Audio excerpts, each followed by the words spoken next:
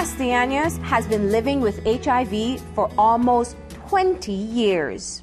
I was diagnosed in the 24th of December of 1995. I wanted to get tested because I knew I had been in a risky relationship. My partner was HIV positive. So I got my result on that date, on the 24th of December, and even though I thought I was prepared for the result, I tried to prepare myself mentally.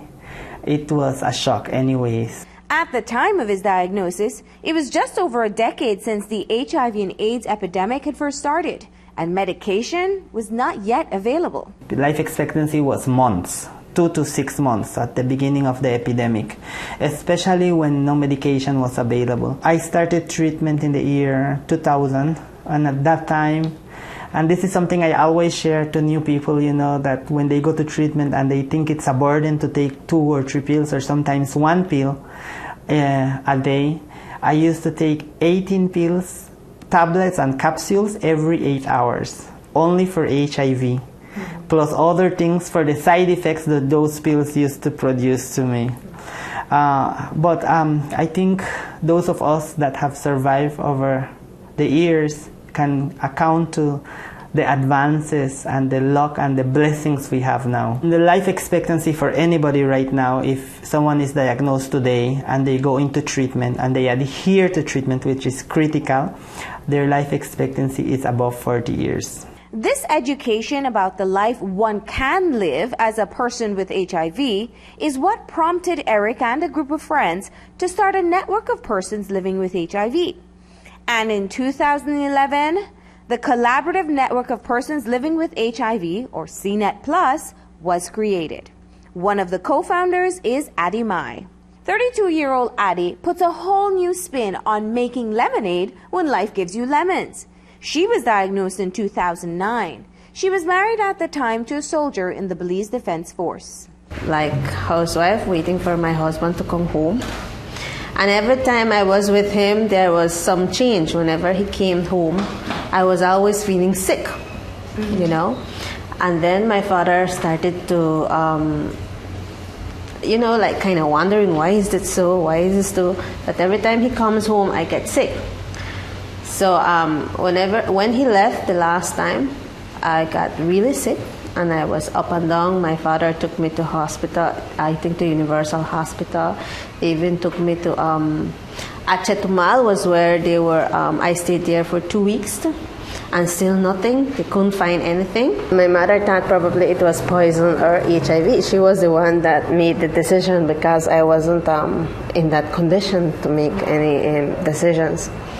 So when a doctor came and gave the results, they didn't tell me anything. So the doctor just told my parents that they had to bring me home and take me to the hospital here, government hospital, because they have treatment for HIV. At that moment, I just started to cry and shout, I think. But there was my daddy beside me, and he has always been a support for us. I just remembered him like holding me from my arms and shaking me up. Okay, you will not die. What I really wanted to know was if she was infected or what. And I cried for Nurse Ortega to do her the test.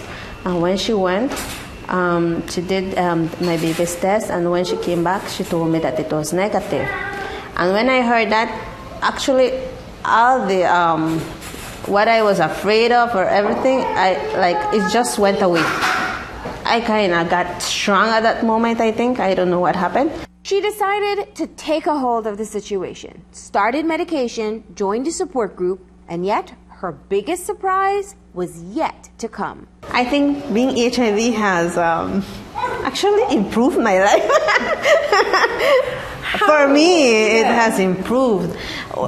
How? Because after being diagnosed, I started attending to support groups at Orange Job, and that is where I met my partner.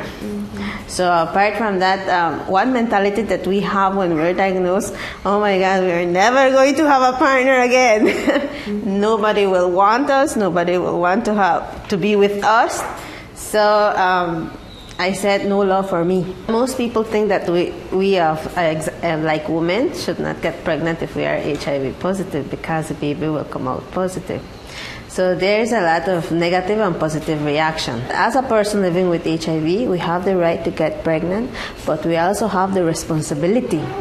The responsibility to take care of ourselves. For example, taking our medication in the appropriate time, trying to eat healthy, do exercise, and also going to our doctor checkups regularly. So, and apart from being positive and my partner positive, many people think that we could have sex without condom, and that is the number one. We also have to protect ourselves. So it's a big responsibility. Addie and Minor are both founders of CNET. Yeah. They were with us from the beginning. They're part of that 7 persons that founded CNET. So they have grown and educated themselves along with CNET. We have all grown together. And the moment they decided to have a child, I think it was an important step because it talks about the human rights of persons living with HIV to choose to have children if they wish to.